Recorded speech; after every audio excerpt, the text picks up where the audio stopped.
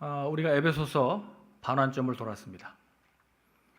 4장으로 이제 넘어왔습니다.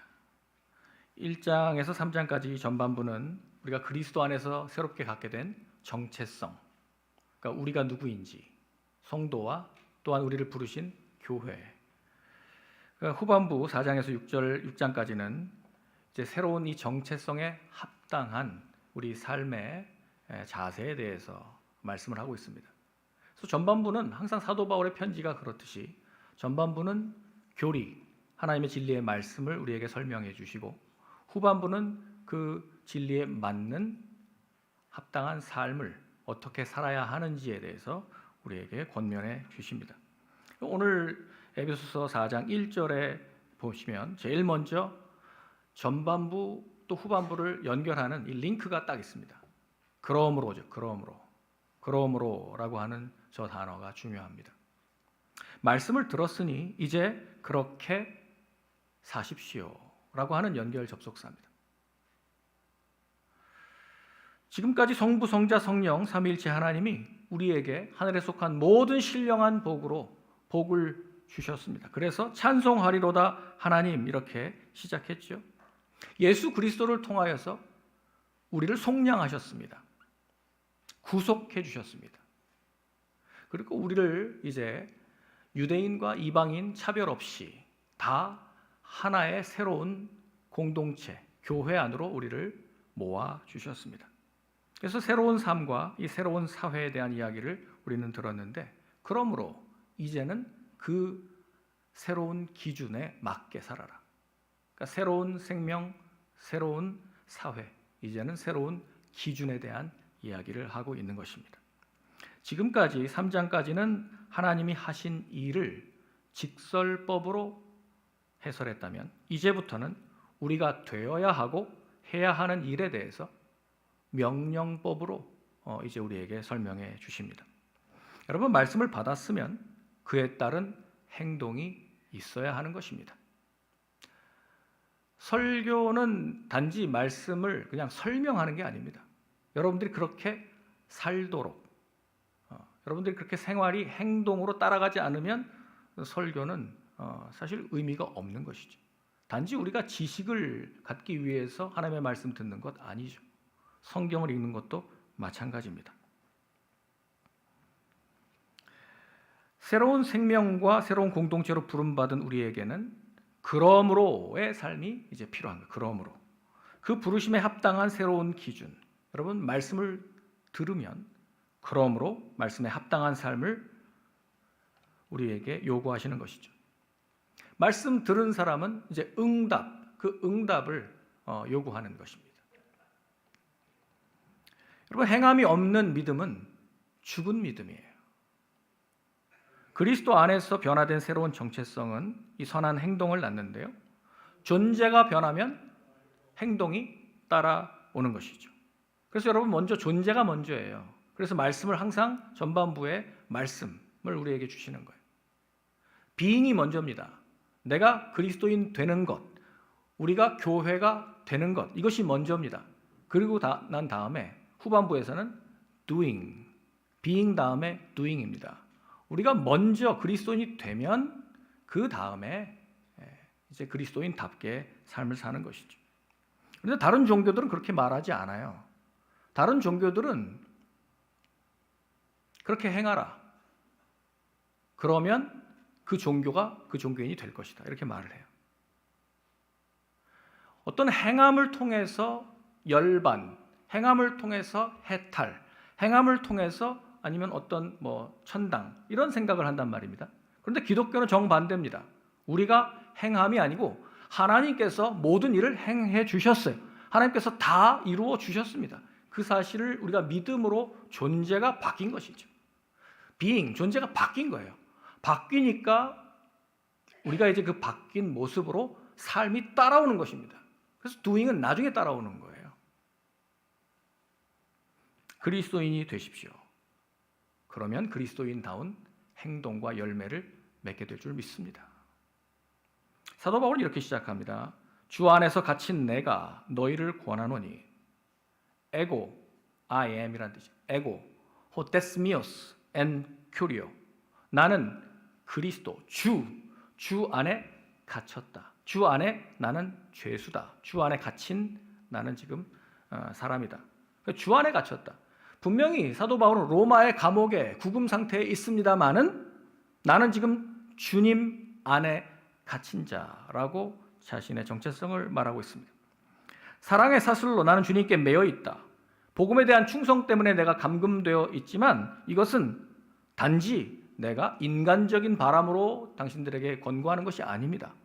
나를 지금 붙들고 계시는, 나를 지금 완전히 사로잡고 계시는 주님의 뜻으로 제가 여러분들에게 권면합니다 라고 말하는 거예요. 무슨 권면하십니까? 부르심을 받은 일에 합당하게 행하라. 오늘 본문, 오늘 우리 설교의 제목입니다. 부르심을 받은 일에 합당하게 행하라. 여러분은 주님으로부터 어떠한 부르심을 받으셨습니까? 하나님과 관계를 맺으라고 하는 하나님의 부르심이에요. 하나님 부르신단 말입니다. 소환하신다고요. 여러분들을 초청하신다고요. 하나님이 아브라함 혼자 있을 때 갈대아 우르에서 그를 부르셨어요. 너는 너의 고향 친척 아버지의 집을 떠나 내가 너에게 보여줄 땅으로 가라. 하나님의 이 부르심을 아브라함이 들었습니다. 땅의 모든 족속이 너로 말미암아 복을 얻을 것이라. 하나님은 아브라함 한 사람을 부르시고 그의 순종을 통해서 복을 주어서 모든 민족을 이제 복 주시기로 그의 부르심과 그 합당한 삶을 연결해 주고 계십니다. 이스라엘을 하나님께서는 자기 백성이 되도록 부르셨습니다. 이사야 48장 12절에 보면 야곱아 내가 부른 이스라엘아 내게 들으라 그렇게 말하죠. 하나님께서 야곱, 이스라엘이라고 하는 이 민족 자체를 부르셨어요. 48장 15절에 보면 내가 그를 부르며 그를 인도하였다. 이스라엘을 하나님께서 부르셨어요. 이집트에서 노예로 고통받던 히브리인들을 구출시켜서 출애굽하셔서 시내산에서 언약관계로 나는 너희 하나님이 되고 너희는 내 백성이 될 것이라고 그렇게 민족을 전체를 불러주셨어요. 그것은 아브라함과 하신 약속을 이루기 위함이었어요. 이제는 하나님이신 예수 그리스도께서 우리를 부르셨습니다. 교회의 머리가 되신 그분이 우리를 그의 몸이 되게 부르셨습니다. 신랑 되신 예수님께서 우리를 정결한 신부로 부르셨습니다. 우리를 예정하시고 선택하신 것을 통해서 우리는 하나님의 부르심을 알게 됐습니다. 로마서 8장 30절 말씀에 보면 여기에 지금 부르심의 이야기가 나와요. 또 미리 정하신 그들을, 예정하신 그들을 또한 부르시고 또 부르신 그들을 또한 의롭다, 칭의, 의롭다 하시고 또 의롭다 하신 그들을 또한 영화롭게 하셨다. 여러분 이 부르심의 목적과 단계와 지금 이 진행 과정을 보십시오. 하나님께서 여러분들을 부르셨기 때문에 반드시 여러분들을 의롭게 하시고 영화롭게 하실 줄 믿습니다. 이것이 부르심의 이 길이에요. 하나님의 자녀로 여러분 우리를 부르셨어요. 우리를 구원으로 불러주셨어요. 함께 하나님의 권속으로 불러주셨어요. 함께 상속자가 되고 함께 지체가 되고 함께 약속에 참여하는 자가 되도록 우리를 불러주셨습니다. 그래서 우리는 예수 그리스도의 그 몸의 새로운 공동체 안으로 부름을 받았습니다. 여러분 교회라고 하는 이 헬라어 단어가 에클레시아입니다. 에크는 out of, 무엇으로부터. 칼레오라고 하는 것은 부르다, to call, 부르다 하는 거예요. 에클레시아, 부름받은 공동체라는 거예요. 우리는 세상에서부터 하나님께서 불러서 우리를 모아주셨어요. 예수님이 부르시지 않았다면 여러분 중에 아무도 이 자리에 나올 수 있는 사람은 없습니다. 우리가 그래서 교회로 부름받았습니다. 그런데 부르심에 합당하게 행하라 그랬잖아요. 이 합당하게라는 말은 악시오스라고 하는 말인데 영어로는 worthy 이런 뜻이에요. 그것에 걸맞게, 어울리게, 상당하게. 여러분 이 말은요. 우리 법원에 가면 이 눈 안대를 가리고 이 천칭을 들고 있는 한 여인 상이 나와요. 여신상이 나와요. 법원마다 그 상이 있어요. 천칭. 그게 뭐예요? 저울입니다. 저울. 천칭이 뭐냐면 저울이에요.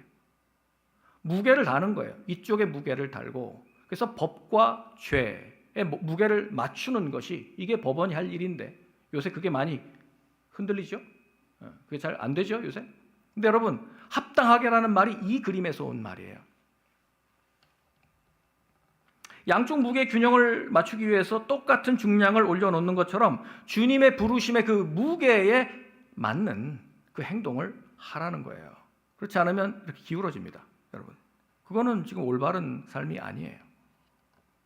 사도 바울이 주 안에 갇힌 자로 매여 있음 같이 너희도 지금 이 부르심을 받은 일에 구원과 교회의 부르심의 무게에 맞게 예수 그리스도께 하나로 묶여 있어라. 하나님이 부르신 하나의 새로운 사회는 두 가지 특질을 갖고 있는데, 그것은 유대인이나 이방인이 대등하게 구성된 한 백성이 되었다는 거예요. 그래서 하나됨으로 우리를 부르셨습니다. 하나님의 가족으로. 두 번째는 교회는 이 세속의 사회와 세속의 다른 단체와 다르다 하는 것입니다.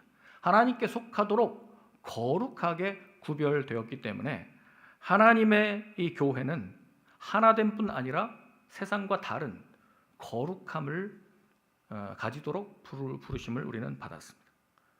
그래서 앞으로 진행될 이 에베소서의 이야기는 16절까지, 4장 1절에서 16절까지는 교회의 하나됨에 대한 이야기를 하실 거고요. 4장 17절부터 5장 21절까지는 교회의 순결함에 대한 이야기를 할 겁니다. 그래서 지금 하나됨과 거룩함, 이 두 가지를 하나님께서 이 목적으로 우리를 부르셨기 때문에 이 부분에 대해서 사도는 이야기할 거예요. 2절입니다. 그러면 우리가 어떻게 그 부르심을 지킬 수 있을까? 특별히 하나됨 이야기가 이제 오늘 본문이잖아요. 16절까지. 어떻게 그러면 하나됨으로 부르신 그 부르심에 합당하게 우리가 행할 수 있을까? 2절 같이 읽겠습니다. 시작. 모든 겸손과 온유로 하고 오래 참음으로 사랑 가운데서 서로 용납하고. 하나님은 성도를 그분과의 사적인 관계로 부르신 것이 아니라 우리를 교회로 부르셨단 말입니다. 공동체로 부르셨어요. 그러니까 다른 신자들과 함께하는 공동체의 삶으로 부르셨기 때문에 이 그리스도의 몸, 그 몸의 하나됨을 이루기 위해서는 그리스도인이 함께 이 삶을 고양하는 이러한 자질들을 우리는 갖춰야 한다. 이것이 합당하게 행하는 삶이다 하는 것입니다. 부르심에 합당한 삶은 5가지 덕목을 이야기하잖아요. 겸손, 온유, 오래 참음, 서로 용납, 사랑이라고 하는 5가지 특질로 규정되는 삶입니다. 빌립보서나 또 다른 고린도서에도 이 비슷비슷한 내용들이 나와 있습니다. 바울은 앞서 3장 17절에서 뭐라고 중보했냐면 우리가 사랑 가운데서 뿌리가 박히고 터가 굳어지기를 기도했습니다.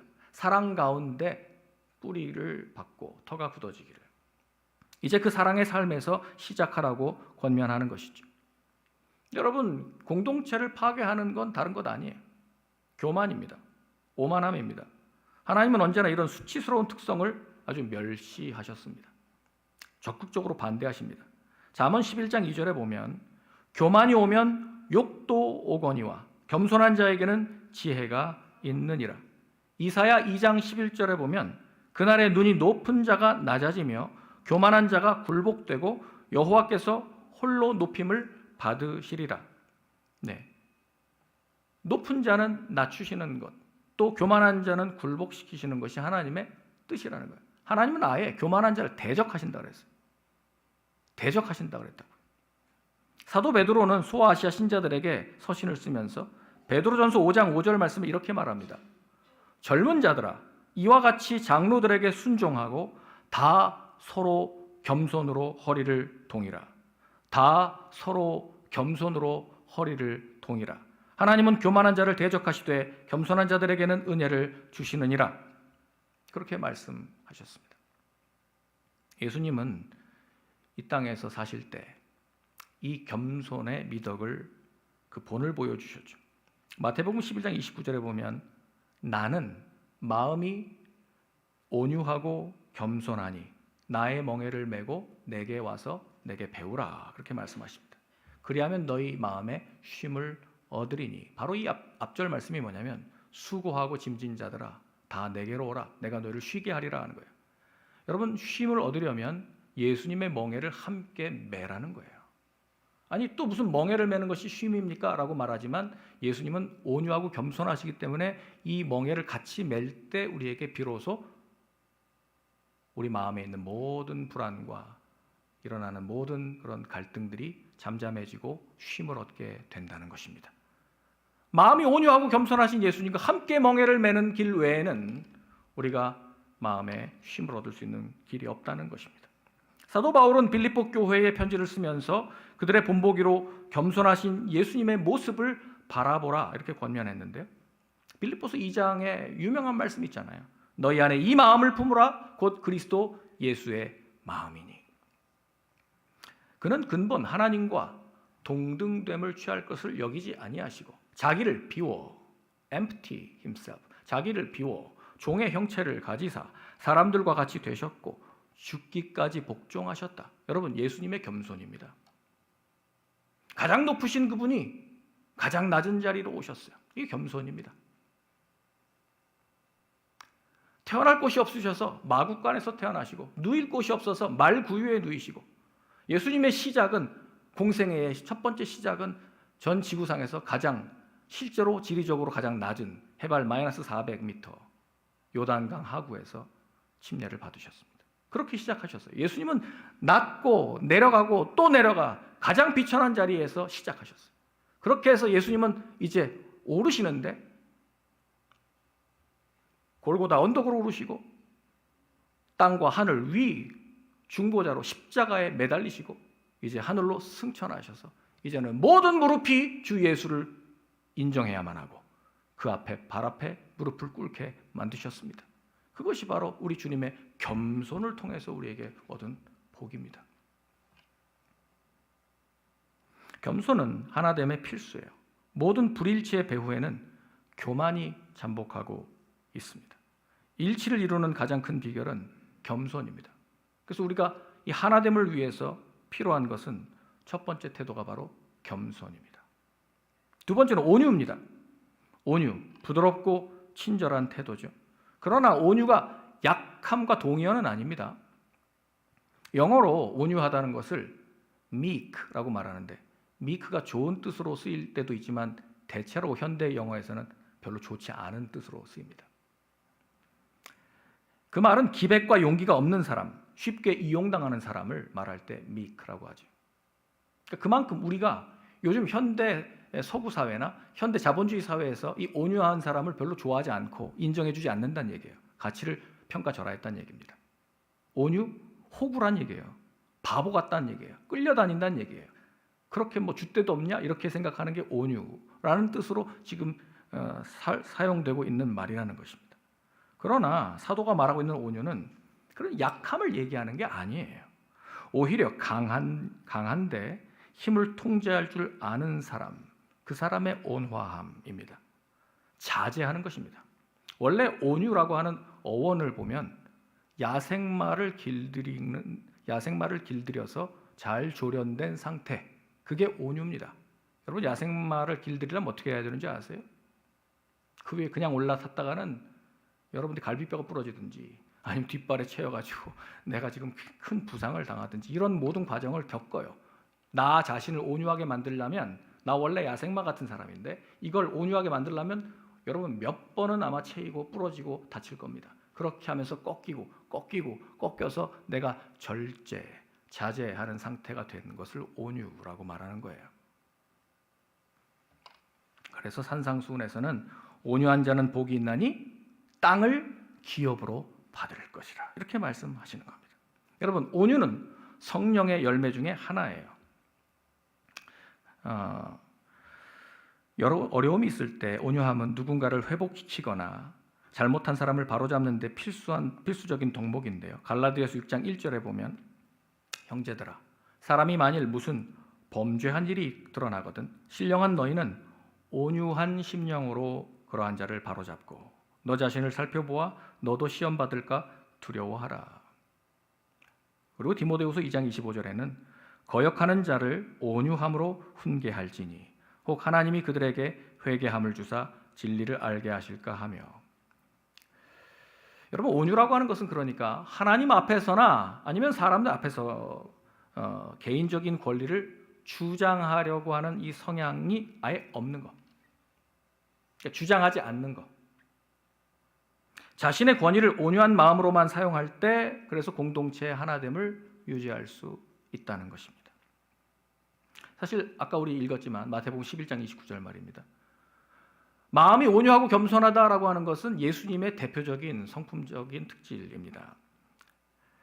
겸손한 사람이 자신의 개인적인 장점들을 아무것도 아닌 것처럼 하찮게 생각하는 것처럼 온유한 사람은 자신의 개인적인 권리들을 하찮게 생각합니다. 그래서 공동체가 하나됨을 유지하는 겁니다. 드러내지 않으니까요. 오래 참음입니다. 세 번째는 오래 참음인데 이 헬라어가 마크로티미아, 이 티미아라고 하는 거는 화예요. 분노입니다. 이 티모스는 분노예요. 근데 그 분노를 마크로스, 길게 끌고 간다. 그래서 long suffering, 오래 참음이라는 거예요. 다른 곳에서는 길이 참으신다라고까지 말하고 있습니다. 그것은 우리 하나님이 우리에게 보여주신 성품 아닙니까? 만약에 하나님 우리를 오래 참아주시지 않았다면 지금 여기에 오실 수 있는 분이 누가 계십니까? 하나님이 우리의 모습을 보고도 오래 참아주시지 않았다면 우리가 어떻게 구원을 받습니까?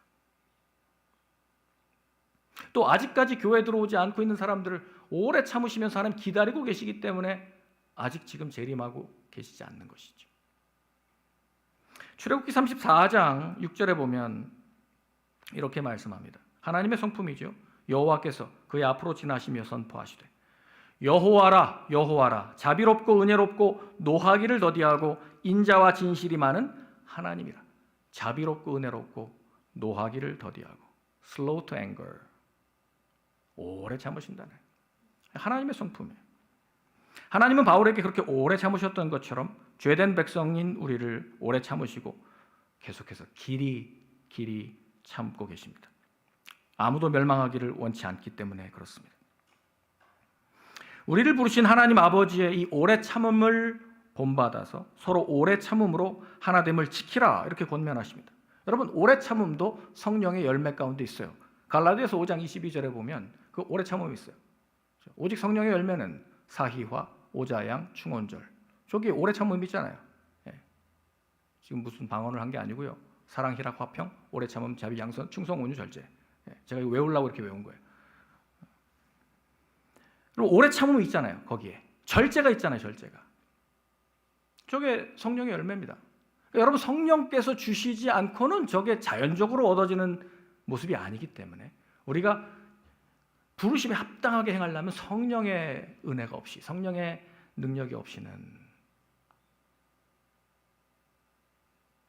저도 아무리 봐도 제 스스로 오래 참음이나 온유나 겸손 같은 게 제게 그냥 타고난 어떤 그런 성품은 없는 것 같아요. 저만 그렇습니까? 성령의 열매입니다. 그래도 제가 조금 참은 것 같은 날은 성령이 충만한 날이었습니다.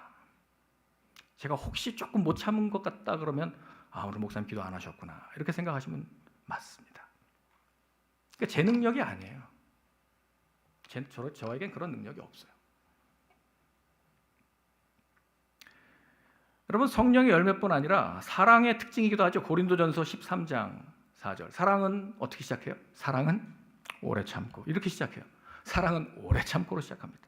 사랑은 오래 참는 것부터 시작해서 또 참아주고 또 참아주고. 그 사랑의 특징이에요.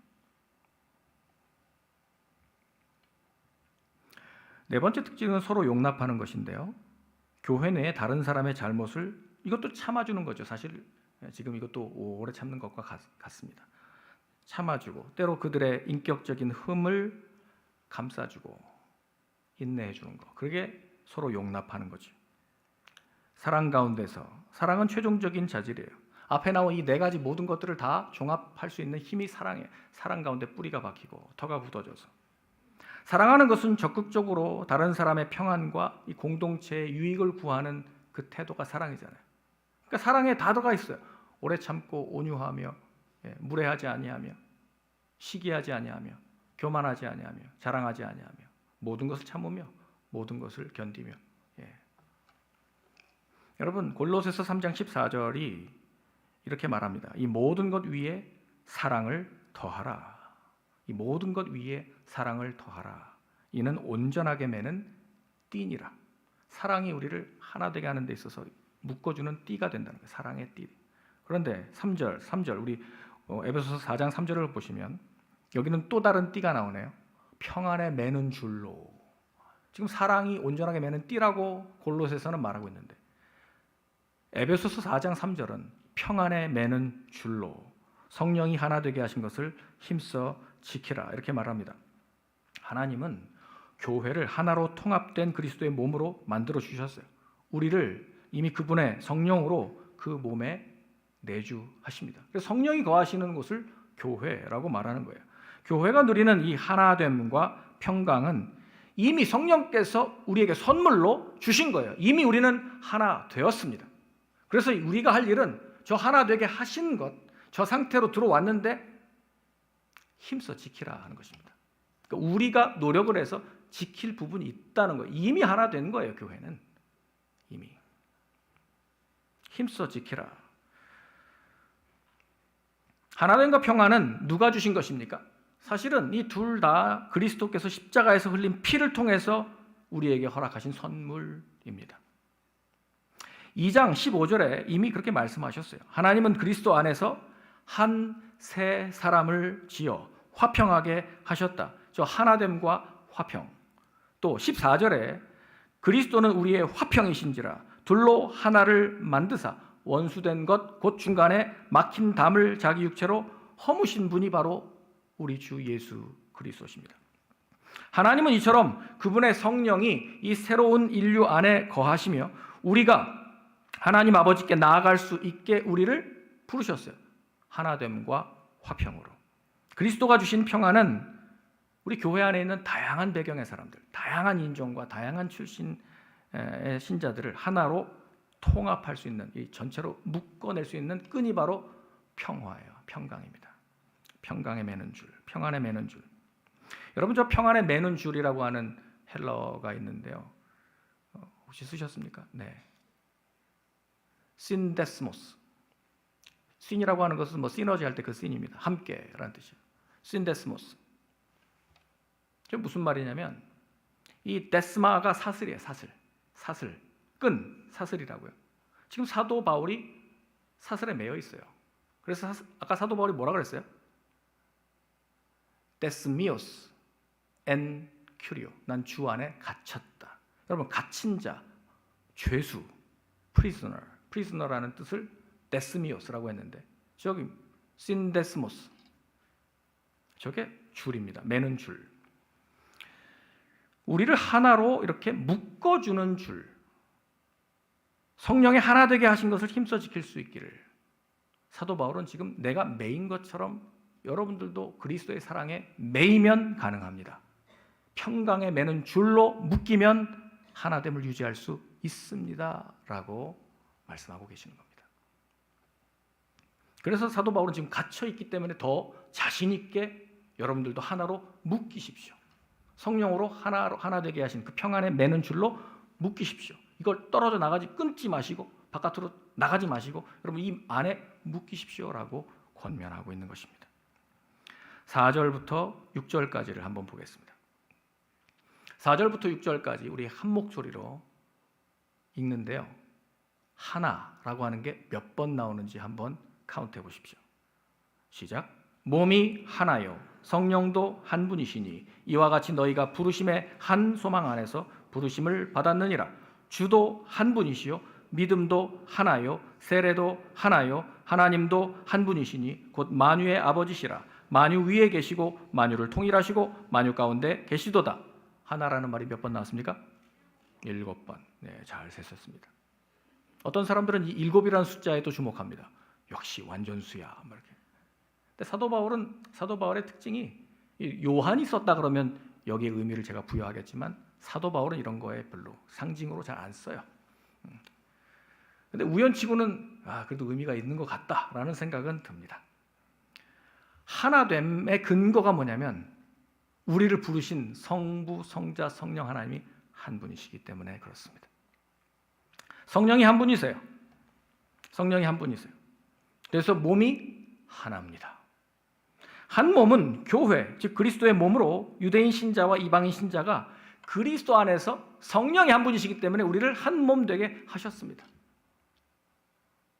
교회를 하나 되게 하시는 힘은 그 안에 내주하시고 생기를 하고 불어넣으신 우리 성령 하나님, 그 한 분 하나님 때문에 우리는 교회가 하나 된 줄 믿습니다.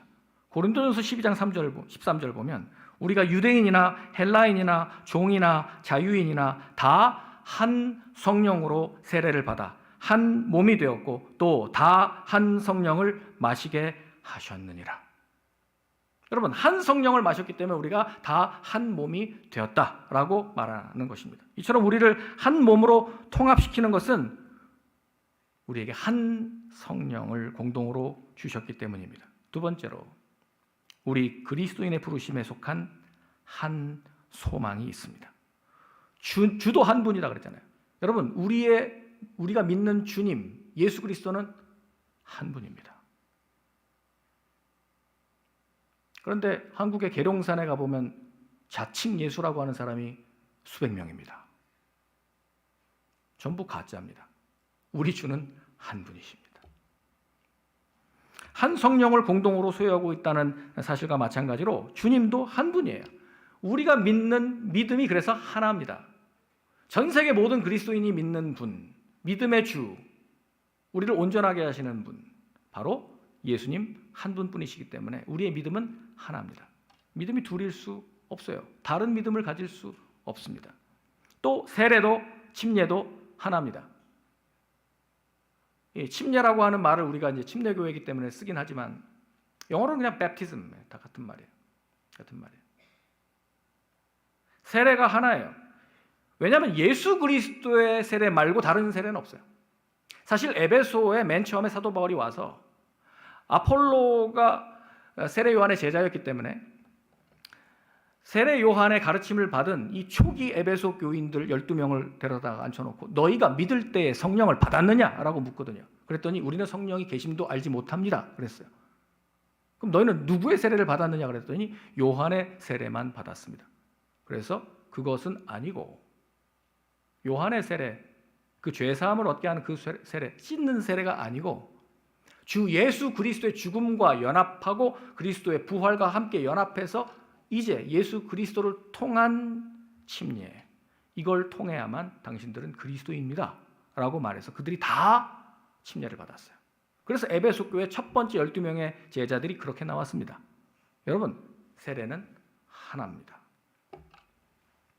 주 예수 그리스도는 모든 그리스도인의 믿음, 또 한 소망, 하나의 세례의 대상이 되시기 때문에 우리가 믿는 분은 예수 그리스도시며 우리가 세례를 받는 것도 우리 주 예수 그리스도와 연합하는 것이고 그 안에 들어가는 것이고 우리가 기대하는 것, 우리가 소망으로 오시기를 기다리는 분도 재림하실 분도 우리 주 예수 그리스도 한 분이십니다. 하나님도 한 분이십니다. 우리 성부 하나님, 우리 아버지 되시는 하나님, 만유의 아버지, 만유 위에 계시고 만유를 통일하시고 만유 가운데 계시기 때문에 이 만유, 모든 것을 포함하고 있는 모든 것을 다 낳으신, 창조하신 그 창조주는 한 분, 하나님입니다. 하나님이 그 위에 그것을 통일하시고 그 가운데서 아버지가 되시는 이 만유는 우리의 아버지시기 때문에 모두가 그 안에 들어오면 하나님의 권속, 하나님의 가족이 되는 것입니다. 그래서 우리를 그리스도의 구속받은 자녀로, 이제 그리스도를 머리로 우리를 그의 몸으로 교회로 부르신 그 하나님은 한 분이십니다. 삼위일체가 언급된 순서대로 요약한다면 첫 번째로 한 분 아버지가 한 가족을 창조하십니다. 둘째로 한 분 주 예수 그리스도께서 한 믿음, 한 소망, 한 세례를 창조하십니다. 세 번째로 한 분 성령께서 한 몸을 창조하셨어요. 그래서 교회는 하나입니다. 여러분, 하나님의 가족은 단 하나예요. 하나님의 가족, 하나님의 교회는 단 하나입니다. 기독교의 믿음도 단 하나입니다. 부르심의 소망도 하나요. 우리 주 예수 그리스도와 연합하는 세례도 하나입니다. 그리스도의 몸인 교회도 단 한 개뿐입니다. 단 한 분 하나님, 성부, 성자, 성령이 계시기 때문에 그렇죠. 여러분, 하나님을 여럿으로 만들 수 없는 것과 마찬가지로 교회를 여럿으로 만들 수 없습니다. 한 분이신 하나님은 단 하나의 교회를 갖고 계실 뿐입니다. 그리스도가 한 분이신데 머리가 하나인데 몸이 여러 개일 수 있습니까? 그럴 수 없습니다. 하나님의 하나됨을 우리가 범할 수 없다면 교회의 하나됨도 우리는 깨뜨릴 수 없습니다. 교회의 하나됨은 하나님 자신의 하나됨과 마찬가지로 파괴할 수 있는 것이 아닙니다. 하나님의 신성을 나눌 수 있습니까? 불가능하죠. 그렇다면 그의 몸인 교회를 나눌 수 있습니까? 그것 역시 불가능합니다. 그러면 아마 여러분들은 이렇게 반문할 거예요. 목사님, 교회가 하나라고요? 이렇게 많은데. 나눌 수 없다는 말씀은 참 좋은데 그렇게 할 수 없다라고 말하는 그 일을 우리가 2000년 동안 얼마나 많이 분열을 시켜놨습니까? 우리가 얼마나 많은 교단들이 찢어졌습니까? 우리가 얼마나 많은 몸이 갈갈이 찢어졌습니까? 라고 여러분들은 아마 반문하실 거예요. 그렇다면 교회가 하나 되지 못하는 이 명백한 가시적인 현상은 그 하나됨이 파괴될 수 없다라고 말하는 이 성경의 주장하고 어떻게 여러분 조화를 이룰 수 있을까요? 여러분 성경은 이렇게 말합니다. 교회가 하나다라고 말할 때는 예수 그리스도의 비가시적인 교회, 보이지 않는 우주적인 교회. 여러분 천국 가는데 예수님이 문 앞에서 너 장로교인이냐? 통과. 너 감리교인이냐? 잠깐 있어봐. 너 침례교인이냐? 보류. 뭐 이런 식으로 하시겠어요? 그렇게 안 하세요. 여러분 교단으로 가는 게 아니에요. 천국은. 거기는 하나의 교회가 있는 곳이 천국이거든요. 먼저 가신 저 하늘에 있는 한 몸, 그리고 이제 이 땅에 있는 지금 밀리턴트 처치, 지금 지상에서 전투하는 교회. 지금 우리가 나눠져 있는데요. 지역도 나눠져 있고 교단도 나눠져 있고 각각 강조점이 달라서 어떤 데서는 막 사회 참여, 구제 사역 열심히 하고 어떤 데서는 해외 선교, 복음 전파 열심히 하고 약간 강조점이 다르고 우리 신학적인 배경도 좀 다르지만 지금 싸우고 있어서 그렇죠. 이 세상에서. 그렇지만 여러분 천국 갔을 때 우리가 교회가 분열될 것 같습니까? 거기서 우리가 교파 따질 것 같아요? 전혀 그런 거 없어요. 거기서 장로 집사 타이틀 가지고 싸울 것 같습니까? 천국에서? 그런 거 없습니다. 그런 거 없어요. 여러분 이게 이렇게 이야기하는 거예요. 교회는 하나예요. 본질상 하나입니다. 최근에 한 3주 전인가요? 한국에서 모였던 복음주의 선교운동 로잔 대회가 있었어요. 보통 한 10년에 한 번씩 열리는데 이번에 좀 늦었죠. 초교파적인 이런 회의, 선교 대회, 수련회 같은 데 가면 정말 우리가 교파가 다르고 뭐 전 세계에서 우리가 모여왔는데 피부색도 다르고 뭐 언어도 다르고 이 배경이 다 다른데 우리가 정말 이런 선교 대회 같은 거 하면 우린 역시 하나야 라고 하는 걸 그때 잠깐 느낍니다. 그때만 느낄 것이 아니죠, 사실은. 외적으로나 가시적으로 서로 다른 교회 또 서로 다른 전통에 속해 있지만 또 어떤 교회들은요 심지어 상종도 안 해요. 교제도 안 합니다. 쳐다보지도 않아요. 이 땅에서 꼭 원수처럼 대해요. 그렇다고 해서 그 교회가 하나에서 떨어져 나갔습니까? 저는 선교사로 여러 나라의 다양한 교파와 상이한 배경의 교회들을 경험했습니다. 인도에 상륙한 영국의 성공회, 장로교회, 감리교회가 교파별로 각축을 벌이는 모습이 인도 현지인들에게 마치 너희 그리스도가 나뉘었냐? 라고 그들에게 걸림돌이 돼서 넘어지게 하는 스캔들처럼 보인 것 때문에 레슬리 뉴비긴이라고 하는 선교사님이 그를 파송했던 장로교회와 또 성공회 다른 교파교회들을 연합해서 하나의 교단을 만들었습니다. 하나의 교회. 우리가 인도에서 우리 교파를 세우지 마십시다. 그래서 하나의 교회를 세우셨는데 그게 바로 Church of South India, CSI입니다. 인도에는 그 교단이 있습니다. 물론 인도에 다른 교단들도 있어요. 이 남인도 교회를 만들고 자신을 파송한 장로교회, 자신은 장로교회 목사로 선교사로 갔지만 그 CSI는 남인도 교회는 이 직제를 성공회식으로 하기로 결정을 했나 봐요. 그래서 3명의 초기 주교 중에 한 명으로 그가 비숍이 됩니다. 목사가 비숍이 됐어요. 그게 무슨 큰 잘못입니까? 하나됨이라고 하는 성경의 가치를, 이 진리를 밝히 보이기 위해서 그가 한 결단이고 행동이었습니다. 레슬리 뉴비긴 선교사님은 저에게 가장 큰 영감을 주신 제 선교의 멘토입니다. 그는 교회 하나됨을 위해서 일생을 바치고 마지막에는 이 서국교회가 맞이한 이 새로운 이교적인 상황 때문에 선교적 교회 운동에 불을 지핀 분이십니다. 선교적 교회, 미셔널 처치 얘기를 하면서 레슬리 뉴비긴을 딛고 가지 않으면 아예 말이 안 됩니다. 교회가 세상에 그리스도의 복음을 전하기 위해서는 교회는 하나됨을 지켜야 됩니다. 반드시. 저는 요르단의 선교사로 파송받아 갔을 때 저를 파송한 교단은 한국에 있는 기독교 대한 성결교회 교단 파송 선교사였습니다. 그런데 요르단에 가보니까 5개의 교회가, 개신교회가 이미 자리 잡고 있었어요. 인질리아 호라, 자유복음주의 교회, 거기는 형제자매라고 부르는 이 브레스런 처치였습니다. 침례교회, 가니세마 마다니아, 침례교회가 있었어요. 그리고 CNMA, Christian and Missionary Alliance, 이 연합교회가 있었어요.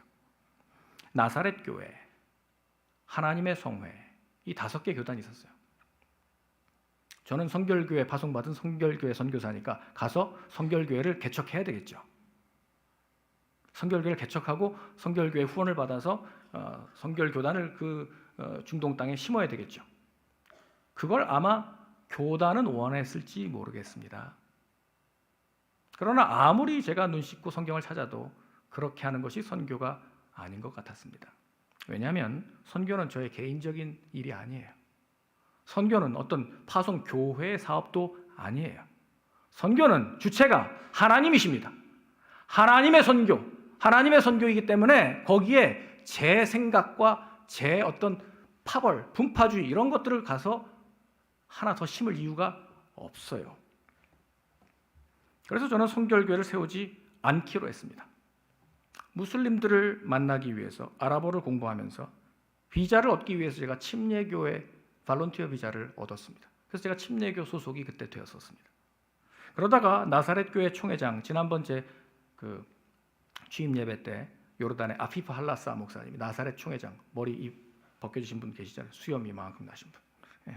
아피프 할라사 목사님이 저에게 무슬림들이 많은 저 암만의 북쪽의 주베이아 교회를, 나사렛 교회를 맡아주십시오라고 해서 제가 그 교회 담임 목회를 시작했습니다. 그 교회 안에는 요르단 사람들뿐 아니라 이라크 사람, 레바논 사람, 팔레스타인 사람, 이집트 사람, 시리아 출신의 기독교인들이 있었고, 심지어는 이라크 개종자, 무슬림에서 개종한 사람도 숨어 있었습니다. 교회가 성장한 후에 제가 나사렛 교회 요르단 목사님에게 위임해 주고, 이제 이라크 북부의 모술이라고 하는 지역에, 우리 성경에 요나가 갔던 니느웨인데 그 땅이 니느웨, 그 모술이란 지역에 아이시스, 이슬라믹 스테이트 이라크 앤 시리아, 그 테러 집단에 의해서 교회가 박해를 받아서 그들이 하루아침에 요르단으로 피난을 온 50여 가정이 있었어요. 이라크 기독교인 난민들이었습니다. 그들은 기독교를 믿는 것 때문에 박해를 받고 요르단으로 피난을 왔습니다. 그래서 푸에이스라고 하는 그 기독교 마을에 그들이 숨어 지냈는데, 그때 저는 그들을 만나면서 가가호호 가정교회를 섬기고 그들을 제자훈련 시켰습니다. 그들의 배경은 더 다양했습니다.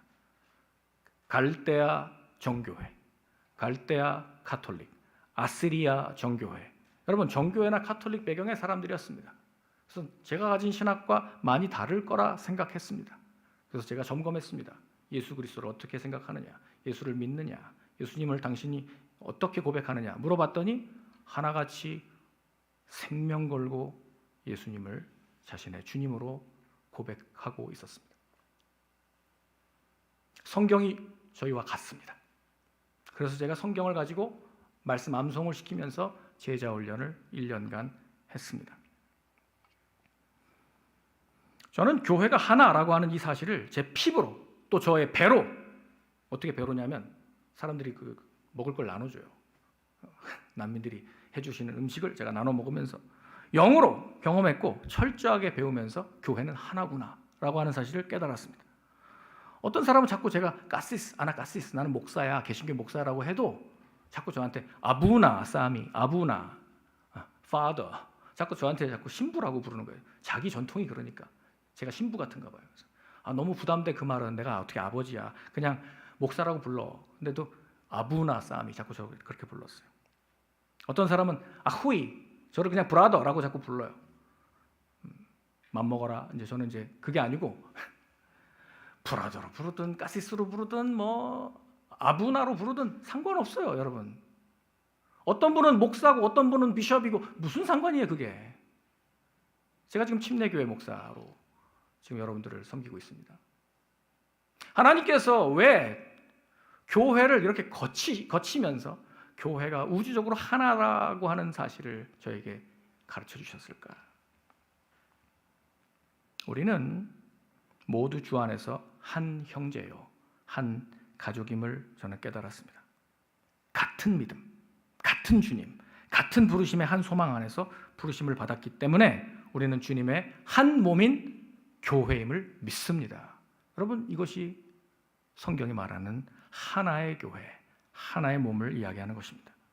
사랑하는 성도 여러분, 여러분도 우리 교회에 오기 전에 어떤 분은 장로교회에서, 어떤 분은 감리교회에서, 또 다른 분은 성결교회에서, 또 순복음교회에서, 어떤 분은 침례교 배경에서, 또 어떤 분은 카톨릭에서, 또 다른 종교 배경에서, 아니면 무종교에서 오신 분들도 계실 겁니다.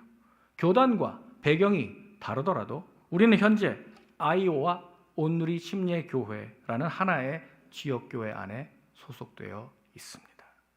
에베소서는 그 주변에 흩어져 있었던 여러 자매 교회들도 함께 돌려 읽도록 쓴 회람용 서신이었습니다. 심지어 에베소 안에도 이제 한 10년이 지나서, 사도 바울이 개척한 지 10년이 지나서 썼기 때문에 교회가 여럿 이렇게 성장했습니다. 많은 그리스도인들이 모여 있었기 때문에 이미 서너 개의 가정교회들이 흩어져 있었습니다. 그래서 이 에베소서라고 하는 이 편지를 돌려가면서 읽고 우리는 다 한 몸이다, 우리는 다 하나의 교회다라고 하는 사실을 그들은 깨달았을 겁니다.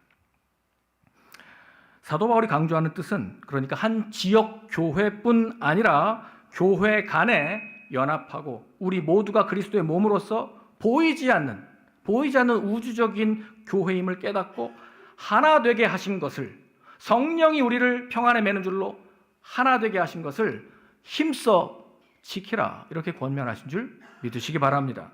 우리 주님께서는 평안에 매는 줄로 성령이 하나 되게 하셨습니다. 이 하나됨을 힘써 지키는 것이 우리를 부르신 그 부르심에 합당하게 행하는 것인 줄 믿으시기 바랍니다.